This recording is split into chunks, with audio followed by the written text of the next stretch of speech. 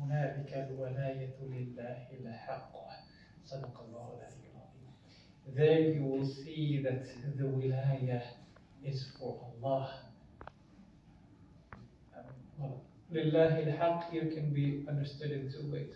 Meaning truly it belongs to Allah, the wilayah, or that the wilayah belongs to God, the truth. So haq is a sifa for Allah subhanahu wa ta'ala, and this latter is the more preferred option amongst the mufassirin. So there you will see that the wilayah belongs to God, the truth. Obviously, wilayah has many different meanings and aspects. However, today I want to focus on one aspect of that wilayah, which is love and friendship. That connection which we make with others based on love. Now, here Allah is saying that the only love that is haqq, that is true, is the love that is for Allah subhanahu wa ta'ala, because He is the only truth. And therefore the real love, the only true love, is the love for Allah subhanahu wa ta'ala. And this is something that we see, the Quran repeatedly pointing it out in different ways, isn't it? How, for example, the love a mother might have for their child, or a child for their parents, or a brother for their sister, or friends, etc. We will see on the Day of Judgment how, if this love was not based on the truth of Allah subhanahu wa ta'ala, it is cut off, isn't it? They say, don't come close to me. Don't even come close to me. Why are you seeking me out? They will run away from each other and so on. So that is not, unless that love is based on the love for Allah subhanahu wa ta'ala, it is not true love. Or another aspect of this is the love that some may have for the partners that they have ascribed for Allah subhanahu wa ta'ala. وَيَوْمَ يَقُولُ نَادُوا شُرَكَائِيَ الَّذِينَ زَعَمْتُمْ فَدَعَوْهُمْ فَلَمْ يَسْتَجِيبُوا لَهُمْ وَجَعَلْنَا بَيْنَهُمْ مَوْبِقًا. The day when we will say to them, call my partners which you thought, meaning there's a omission here, meaning you thought they were my partners. فَدَعَوْهُمْ, and they will call them. فَلَمْ يَسْتَجِيبُوا لَهُمْ, but they will not answer them. وَجَعَلْنَا بَيْنَهُمْ مَوْبِقًا, we will place a mawbiq between them. Mawbiq can be different things. It literally means a valley or a crevice, and so some have said that, or canyon. So some have said that it refers to a canyon in hell or a valley in hell, where the disbelievers are thrown, or it's filled with fire and pus, and different opinions have been mentioned there. It can also have the meaning of adawa, enmity. It can also have the meaning of destruction, because the Arabs would say awbaqtuhu, meaning I destroyed him, ahlaktuhu, I destroyed him. So this meaning of destruction, of enmity, of a distance. And it's obviously all included here in this meaning, that they will call them, they will call those partners, they will not answer them, and there will be a mawbiq between them, meaning there will be a vast distance, they will not have that closeness which they thought they would have. Rather, they will find that there is only enmity, desire for mutual destruction. This, obviously, when you hate someone, when you're the enemy, you want to destroy them, isn't it? So there's that desire for mutual destruction. Now the question here is that who are those partners, who are those shuraka whom these people are calling? Is it the idols? Is it the angels? Well, we know that the Arabs used to worship some of the angels, saying these are the daughters of God. Or that is it the jinn?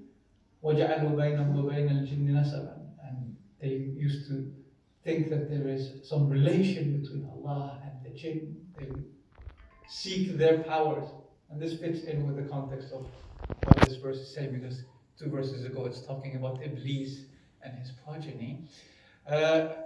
Or does it mean the prophets? the righteous servants of God, people like Isa alayhi salam, like Jesus, because some people ascribe him to be a partner of God. Now, here obviously there's some disagreement amongst the Mufassirin, because some said that, well, if we said that this Mawbit is a valley in hell, it's a canyon in hell, then that would mean that they're both, the Shuraka and the people calling the Shuraka would be in hell, but then that wouldn't make sense, because how can someone like the angels or Prophet Isa alayhi salam be in hell? It's not possible, isn't it? So we shouldn't understand Mawbit to be a valley in hell. Rather, as we said, it should be a vast distance between these two. Again, some have said, well, this means that the Shuraka are the good, righteous servants. It's like people like Isa alayhi salam, and they're in heaven, and those are in hell, and this is the vast, what is meant by the vast distance and the canyon, the Mawbit that is between these people, the ones who are worshipping these partners and those who are thought to be the partners. Again, that doesn't make sense, because the Shuraka could also be the jinns or idols that we know, that many of them will end up in hell. So what does it mean? Rather, we should understand this verse in the light of the verse that we quoted initially, isn't it? That هُنَالِكَ الْوَلَايَةُ لِلَّهِ الْحَقِّ. There you will see. Now there is referring obviously to certain moments. There will come times. Yes, there will come times when you will see and you will observe the reality that is the wilayah of Allah subhanahu wa ta'ala. And one aspect of it, as we said, is the wilayah of love. You will see what is the real love.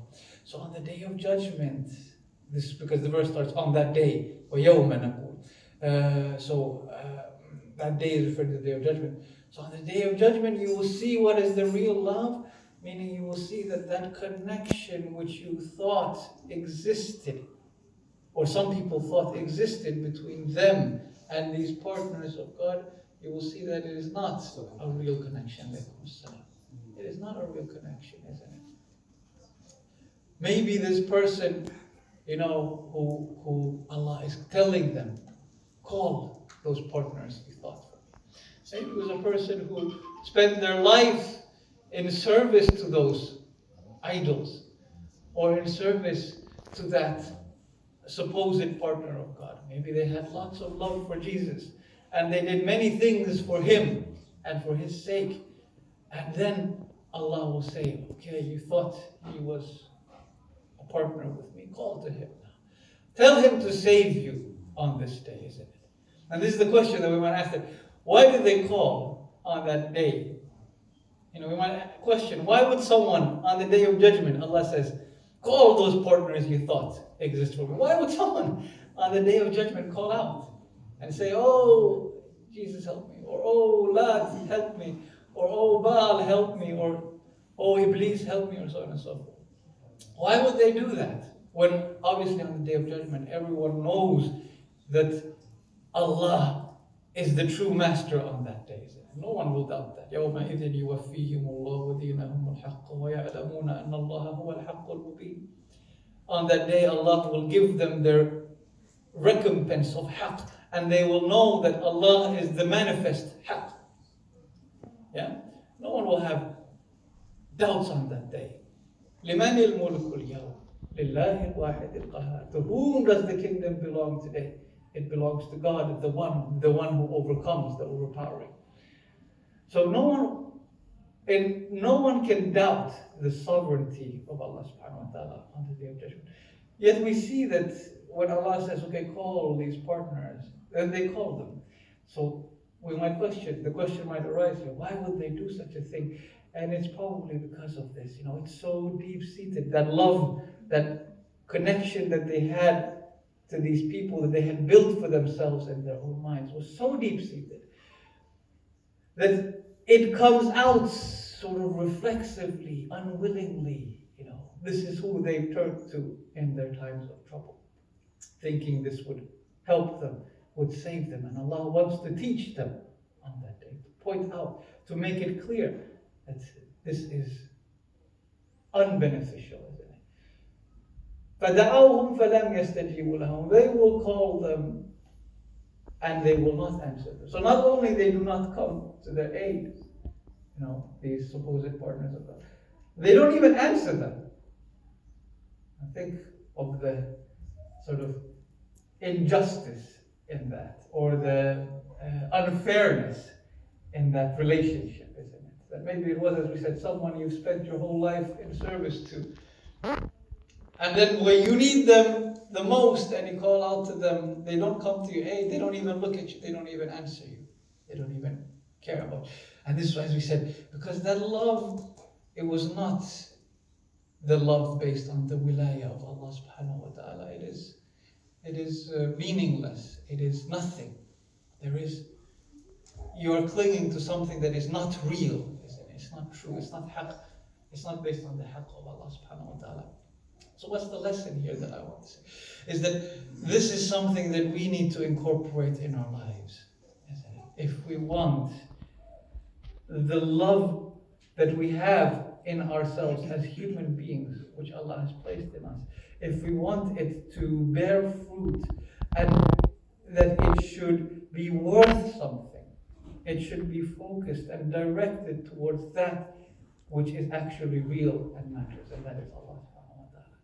So every love, every connection that we make based on love should be based on the love of Allah subhanahu wa ta'ala. Otherwise it is something that is fickle and not lasting. أعوذ بالله من الشيطان الرجيم بسم الله الرحمن الرحيم قل هو الله أحد الله الصمد